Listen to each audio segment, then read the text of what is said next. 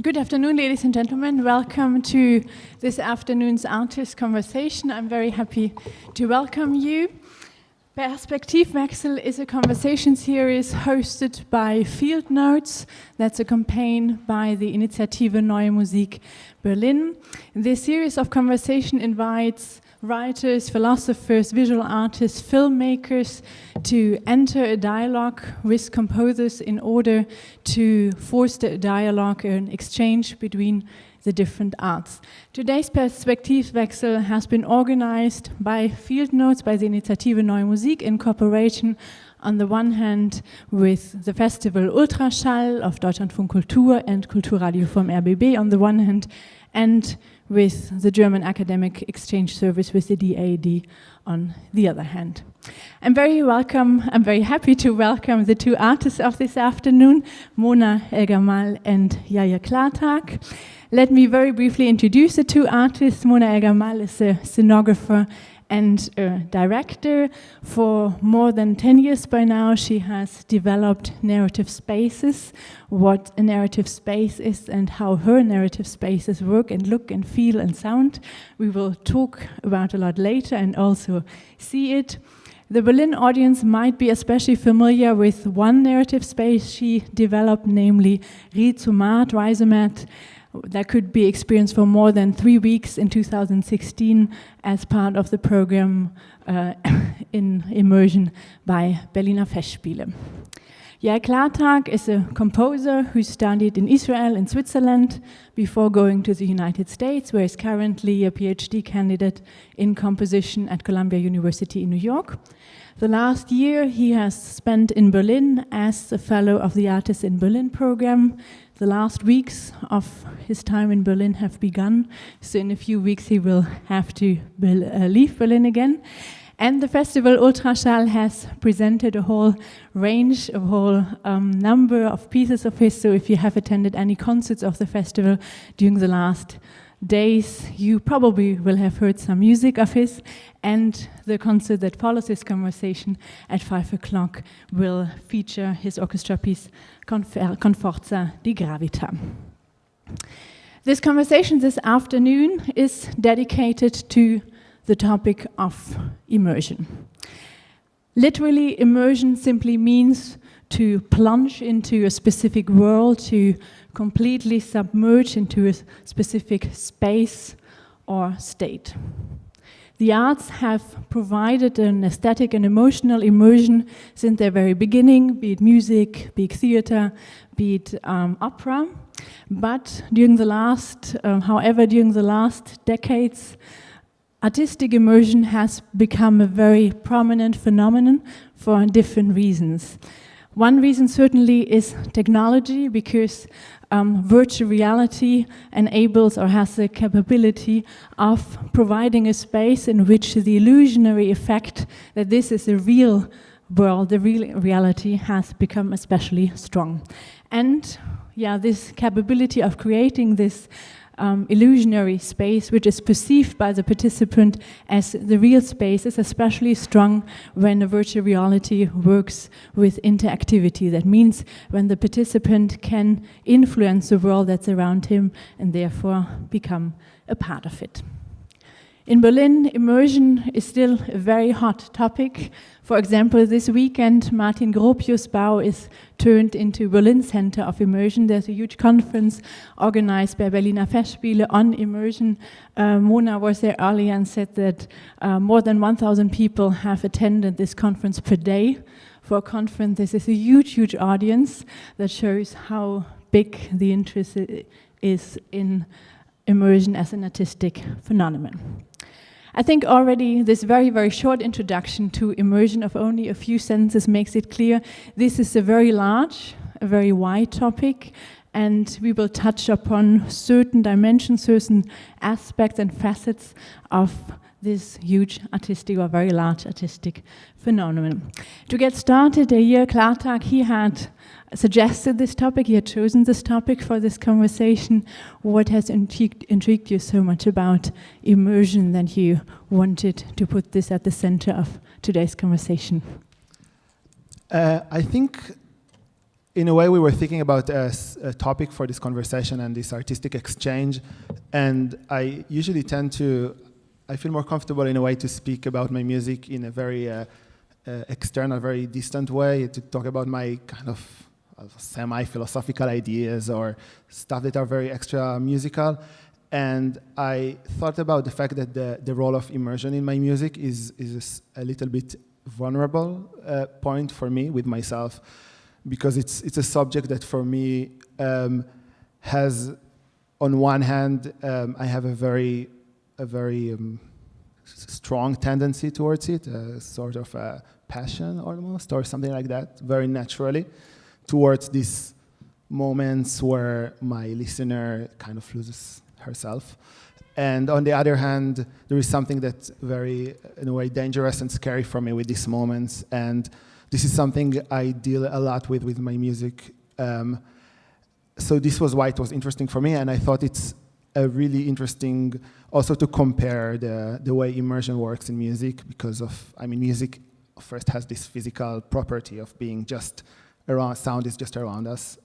We are immersed in it physically, but also the way it communicates and this sort of subconscious or this sort of direct communication to something that's not maybe easy to critically absorb. It's so different than the way work like Mona's function in the sense of how the spectator, how the audience are part of a piece of art, are kind of the protagonist of a piece of art. And I thought could be a really interesting comparison to make.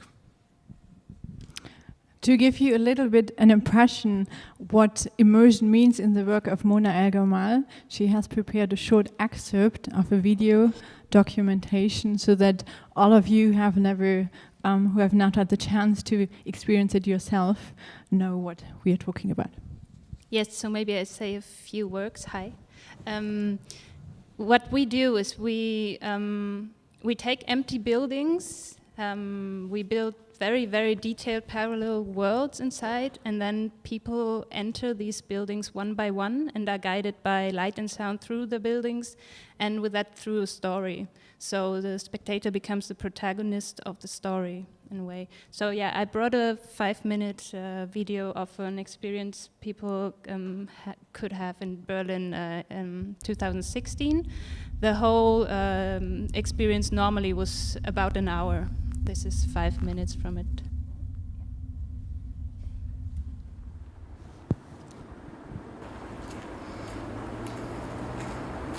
Willkommen beim Institut für Methode. There was people would get a small steel ball with an individual code and a personal message addressed to them, and then they would have access to a forum and internet where they would find a lot of the content, so they could read if they wanted for a very long time about where we're heading to with our developments in society and what could maybe be ways to get out of it. So that's an example. So you get an idea of what we're doing. I think what became clear even from this 5-minute short film, how detailed the world is. One enters as soon as one types in the code and the entrance code, any little object that's in this space, it's not there by chance, but because you have developed it. How do you develop these narrative spaces? I mean, before they are set up, there's like a very long preparation. How can we imagine? How do you approach this? So I mean, first there's a long research and writing time. I'm working with an author and I'm also meeting experts for the different topics. So there's let's say for this project, there's a lot of reading all my life, and then there's a special research for this project was I think half a year. Then we needed to find a building always, which is extremely difficult in sold out cities like Berlin, but we were lucky to find this very great building at the end. And then we move in with a team of 20 people and building for 3 months this world. So everything is produced there. We also recorded all the sound there, and it's the graphic designers were also there. So it's very important that we are all in one place, and it gets this one language, so this world functions and doesn't fall apart. and then we would open doors, and we're open actually for 3 months, or for 50 days, 12 hours a day we played this show, yeah. And just to perhaps add a little bit to what you saw, the idea is that there is a world, or the world you enter is a world where the Institute for Method that has replaced government controls every single aspect of life. So for example, also your thoughts by brain scans, and what is called Rhizomat, that's a resistance group that tries to free everybody who is not completely surveyed by this, or who has not given up his or her free will. So these are like the two opposing forces in this narrative space. Of course, it's a very immersive space, obviously, but immersive can mean very different things. Which meaning or which dimension of immersion is central to your work, and which role does it play in, for example, this piece? I mean, I think there's two different meanings that are important for us, or ways to use this immersion. The first one is that I think with everything that people are exposed to, or the information and media, and so our today's world, people get very numb for content, and get very distant maybe also in some ways. So we use this immersion to really get this experience of this very dark future through their body.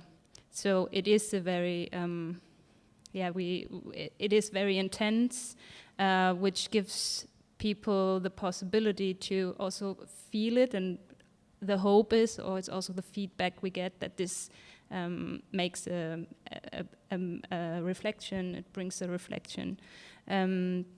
The other thing is that we use the immersion to reflect on the immersion, because when people get out of this very constructed world, then of course they get inside of the story, but they never really forget that it's also an artificial place, it has another aesthetic.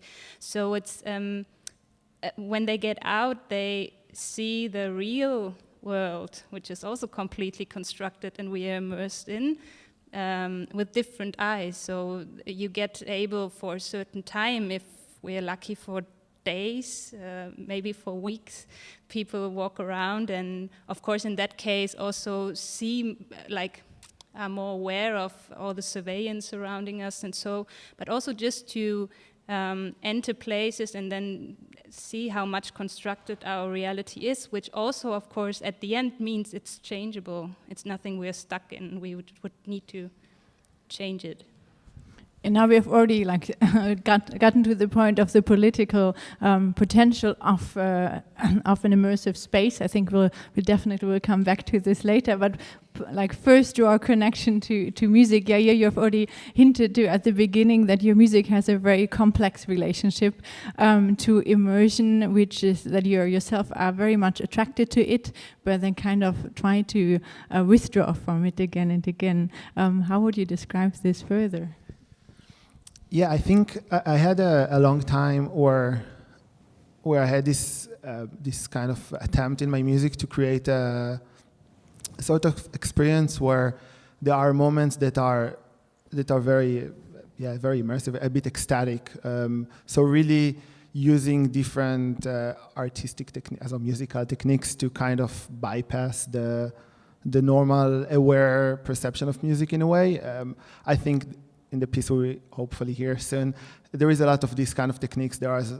I tend to avoid, for example, having the instrument that are playing in a very kind of idiomatic way, because I feel like, okay, in this point, someone can kind of draw back and categorize it, or kind of understand where it is. And there are a lot of sound elements in this piece, for example, that are I think very confusing, and I think it's one of the methods of kind of try to just be in the sound and not reflect on it. And I think one of the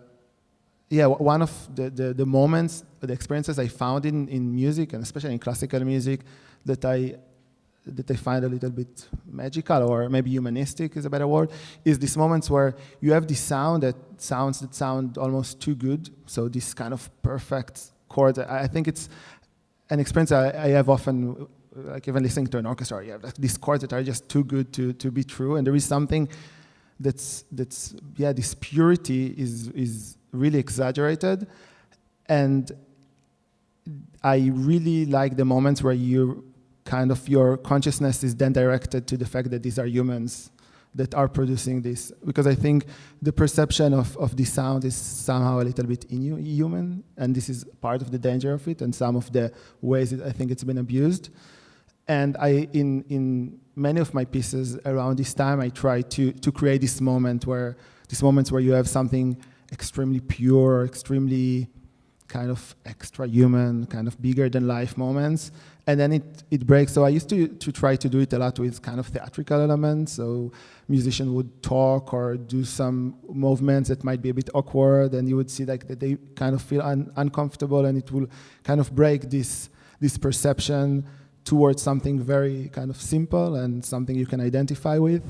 And in the piece like on Forza de Gravita, it was one of the first pieces that I tried to create the same experience without using extra musical elements. So there is something within the musical structure itself that attempts to create this kind of ecstatic moment and always break them. And there are, I think, even moments where you almost can hear a voice coming behind. And yeah, I think it has a lot to do for me with a way of like identifying with what's happening, feeling that this is something I'm part of, and then having this extra life experience that music creates, and can be abused and could be dangerous or religious or this kind of things that it's kind of in the core of the problematic, I think, of this artistic experience.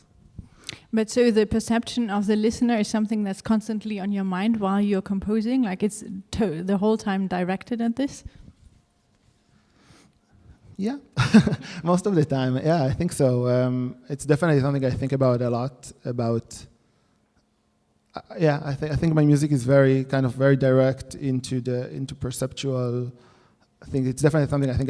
There are definitely things that are kind of bigger picture things that I think about that maybe are not noticeable immediately, but yeah, it's something that it's definitely something I think about, and especially this trying to create these kind of experiences that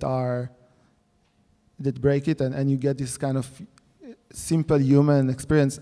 I think maybe this is something that's common to Mona's work. The fact that you are in this sort of dystopic reality, but then I think when you watch the person, you can sort of have this very normal human relation with him. So I think there is something really strong about this dissonance. Why would it be so dangerous to plunge completely into immersion? Why does it need to be broken up again and again? Yeah. First, obviously, this sort of very grandiose music, especially with music, I think more than in other arts, this very bigger than life experience of music, which comes both from the physical properties of sound, of just being around it, and also with the kind of meaning that sound can convey. So sounds are not something that we experience. These kind of abstract sounds are not something we experience in the daily life. And when we perceive them, because they are not easily mapped to words or to images, we tend to think that they kind of communicate with our subconscious or with emotions or words like that.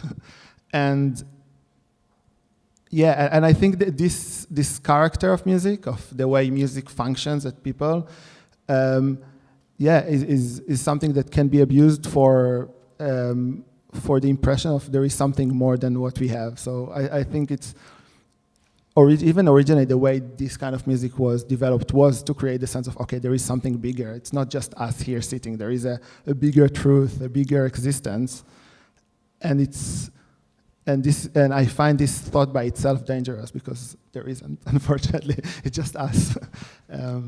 So I think this is something that stands in this is where the danger comes from. in my point of view.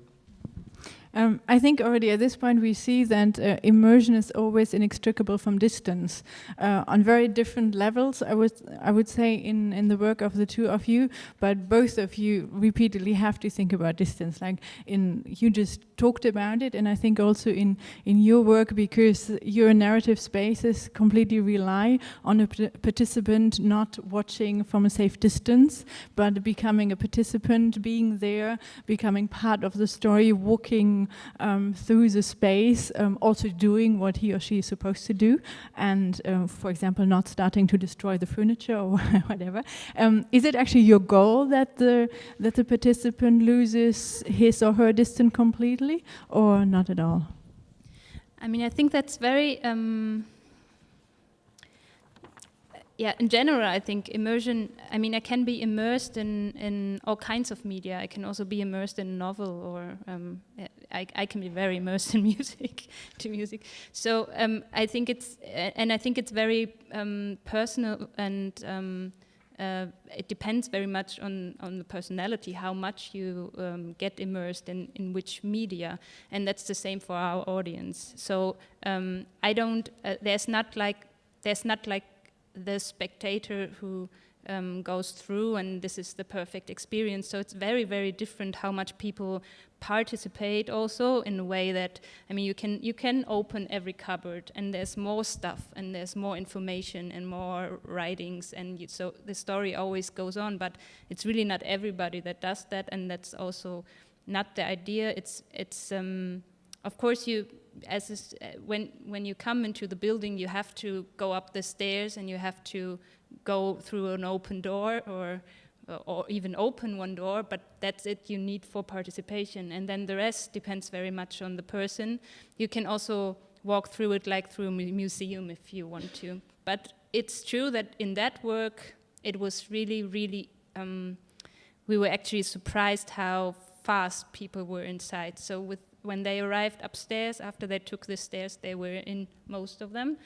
And yes, as I said, it's for the moment, I mean, they buy a ticket for it at a theater, so they know it's something artificial. But for the moment they're inside, I appreciate when people can take this as a temporary reality, just to get into the emotion, also to feel how horrible that could be.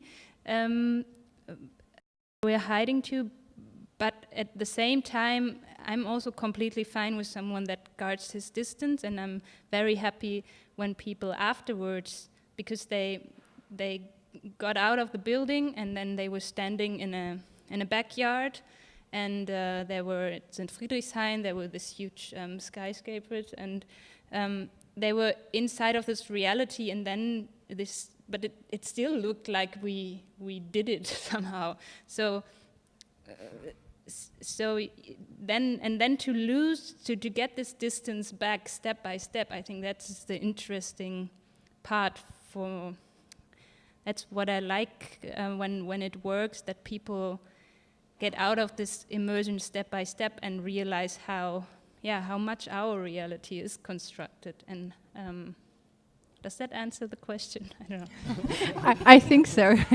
But I think you're somebody who is very much into details. You could see in the 5-minute film how there are so many objects, and as you said, you can open all the doors, and there are more things, and nothing, of course, is there by chance. Do you need to construct this very complete different reality in order to make it comparable to the reality outside? So that people are so much in it that they really take it, even though they bought a ticket at the theater box office, that it's a complete reality that also could work in its own? Yeah, I think it's very important that it doesn't have to be as crowded and filled as that's more my perfectionism, or I don't know. But it needs to be, it cannot be broken. So it's very important, I think, that every detail, if it's 3 or 1,000 details, fits together, so that you can take it as a reality, so it's very important that all the technique is hidden and that because we have in this installation we had 70 loudspeakers and they were everywhere, but of course not where you could see it. They were in the walls or in the ground under the ground floors or in everything. What were they playing? The loudspeakers? They were playing a lot of sounds. There was a lot of atmo in the house, which was also when you would arrive in the IFM area. Of course, it was way more uncomfortable. The sounds. There was this very disgusting meep that was very, very low, but it was not, you could feel it in the body, but you wouldn't really hear it. And then when you come closer to the Reisemat, it becomes more and more musical. I mean, not as,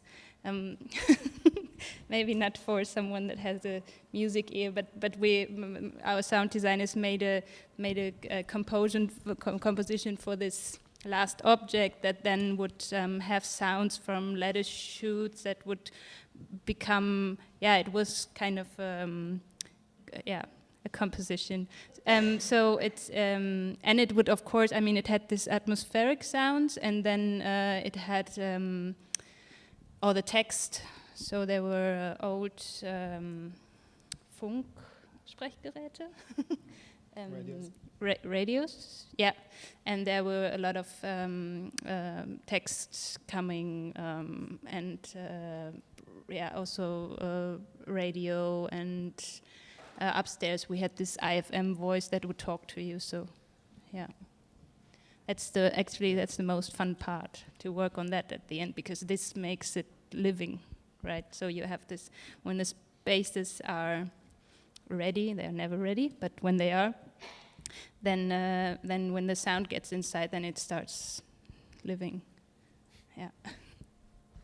In both of your work, the ambivalent character of immersion, I think, becomes very clear. On the one hand, it offers the opportunity to lose oneself, to get lost either in a world or in a physical feeling, in an emotional feeling. And on the other hand, it asks for a critical distance, to ask, okay, how, who, and why construct the immersive spaces we live in every day, and how do we contribute to these spaces?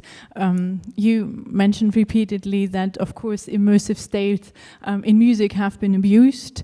In our everyday life, immersive spaces are created by, most of the internet relies on immersive spaces, and Google, Facebook, and so on have become masters of creating these spaces that keep us from leaving them very quickly, and they make a fortune with it. So I think for your work, you also have always faced with the question, how does this artistic immersive space relate to immersive spaces outside?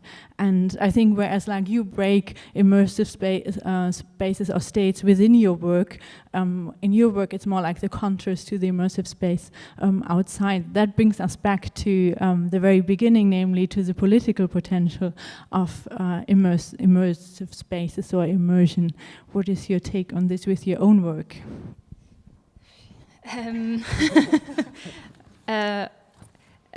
Okay, for the physical work, so for the narrative spaces, I don't know. We will take it further with the next project, and we will see. For now, for what we experienced here was that we had good discussions afterward, but that the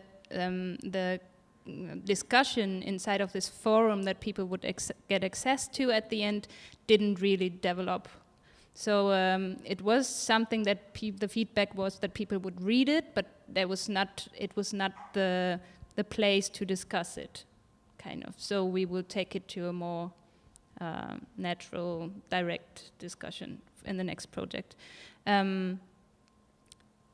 We made, after this project, based on this project together with Festspiele and Arte, we made a virtual reality experience out of this. You can also watch on Arte 360, which also had this topic, which is about actually implanted glasses that Reisemat wants to help you to get out, but at the end you can only do it yourself.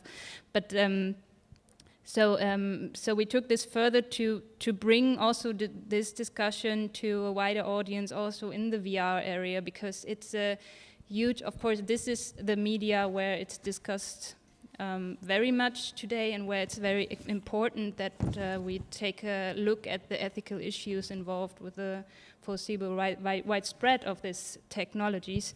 And I mean, I don't know, I talked at a lot of festivals last year. I was very occupied with virtuality and to take a statement for reality that we should take care of that maybe better than just all disappear into virtuality. But let's say, I mean, the impact is of course small. I can recommend people to read articles or to think about things, but it was a rather depressing last year, frustrating, because there is a huge hype around this, and there's not so much the will to think about the consequences where this will guide us. But I mean, that doesn't mean that we don't go on. It's just... I think this is also part of the ambivalence of the... I mean, it's part of the different facets of this concept of immersion, and I think part of the trendiness of it is part of a bigger tendency in art, I think, in a way, of moving from a sort of representation to recreation. If before in music, for example, someone would want to have something that has to do with a lake, I don't know, there would be some kind of mirroring, some kind of representation of the lake in the music. We know this stuff very, very well, and I think this sort of representation of mapping of abstract objects to reality was in a way part of what gives certain people or organization the way to abuse it, because if this piece can mean if this piece of music can mean whatever, if this piece of music can talk about the spring, this piece of music can maybe talk about, I don't know, certain people be more important than others, or it can have like different ideas. And I think artists try to avoid this power of representation. And there is much more art today that's trying to create an experience. And I think it's also a lot of the music right now that I think I'm also feel like that I don't want. It's not at all about representing something else. It's the experience of the moment, and it's what it is. So in this way, it's sort of this immersive work again in the opposite direction of the danger of representation. So I think this is another reason for this trend, and I think it's something that because of the development of art became really relevant in the last 100 years. The need to have the experience of a work of art to be at the moment and not to point to something else. Yeah, and I think this could be connected with another question, namely whether this longing to submerge oneself into a different world, whether it's not also a result of feeling more and more alienated from the world that surrounds us. So my question would be, can it also mean to trying to escape from the world that's there? Certainly not in your work, because your work mirrors in a complex way what either is already there or will be there in the world surround us. But do you also see this, perhaps not danger, but this aspect of escape in immersive states? Yeah, I think this is part of why I said in the beginning that I think this topic is vulnerable for me, because it's something that it's not, unlike other things, it's not something I thought about and decided I want to do this in my art. It's something that I kind of observed that I tend to do in retrospect. So it's something that really touches who I am in a way. And I think it comes from, as always with the thing, it always comes from what you are fighting against, I think. And I think for me it comes from fighting against a sort of apathy. So a sort of this sort of meta, ironic, artistic expression that's cannot identify with anything. I mean, I guess this is another aspect of immersion, of the artist being immersed in the work. I think that the surrounding I grew up in, so in my personal life, not in the artistic scene, in my personal life, was always extremely critical thinking, didn't take anything seriously. It was kind of almost forbidden to like have strong feeling or strong emotion, and I always had the feeling a little bit that I'm missing out on this. You always have this. I always had the impression that everyone else has experiences things to much more extreme, and I'm always very, very self-conscious of what's happening. And I think making music was a channel for me to have experiences where they are just the experiences themselves. They are not meta experiences. They are not ironic. So I think this is the, if I'm trying to self-analyze myself, the reason for this kind of tendency towards this immersive, this moment in music where something happens that makes it hard for you to think about, I don't know, if you forget the gas open or something at home, or the car, if you lock the car. So I think there are certain moments in music that something in the material itself makes it kind of occupies your entire perception. And I think I had this tendency towards it, but while having it, I'm very, very aware of, as we've been mentioning a few times, about the problematic side of it.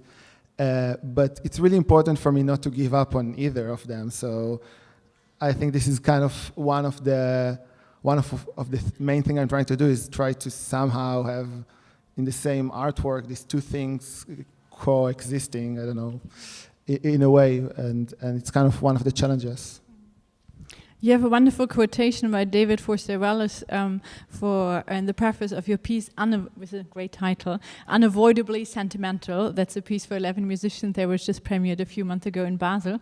And I'll read it to you because it fits very, very well to almost everything we've talked about. Hell, who's empty but not dumb, theorizes privately that what passes, or hypsynical transcendence of sentimental, is really some kind of fear of being really human, since to be really human is probably to be unavoidably sentimental and naive and go prone and generally pathetic. So I think this phrases very well what you just described. At the core of your work of the last year is the big question: how can music be expressive? The question of expression in music, how it can communicate, which I think immersion is inextricable from. You have already hinted a little bit at how this has changed during the last years. Could you go a little bit further with this? How the urge to regain expression and music as communication has developed during your work during the last years? It's kind of hard question for me to answer. It's a very I need to remember what happened.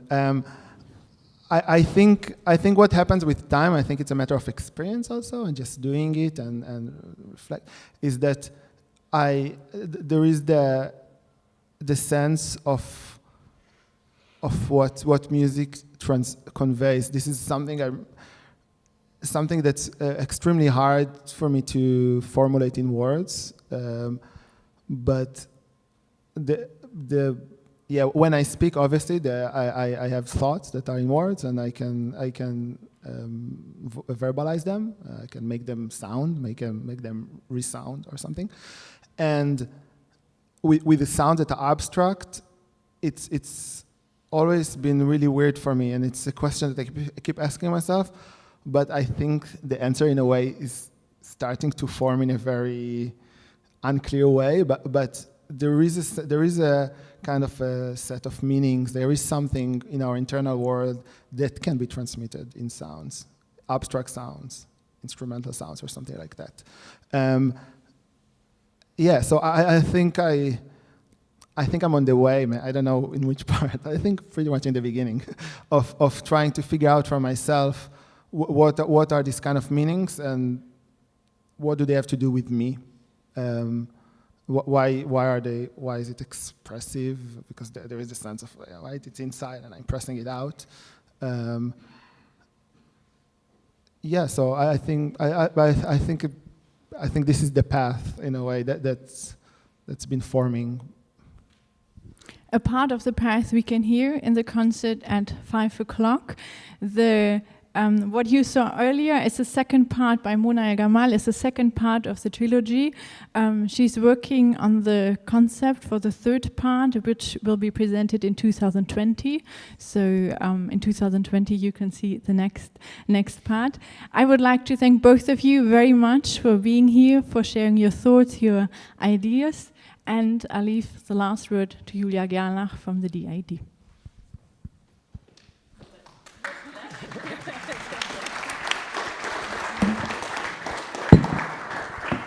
Thank you very much, Lydia Rilling, and thank you very much both for having this talk. My name is Yair Klartag. I'm representing the DAAD Artists in Berlin program. Thanks also to Field Notes to have put up this talk today and all the preparation. And now I would like to invite you all to have a drink outside with us and to join the speakers of today's and to continue exchange thoughts about this very interesting and topic before we start with the concert. So thank you very much all for coming and enjoy the rest of the day. Thank you.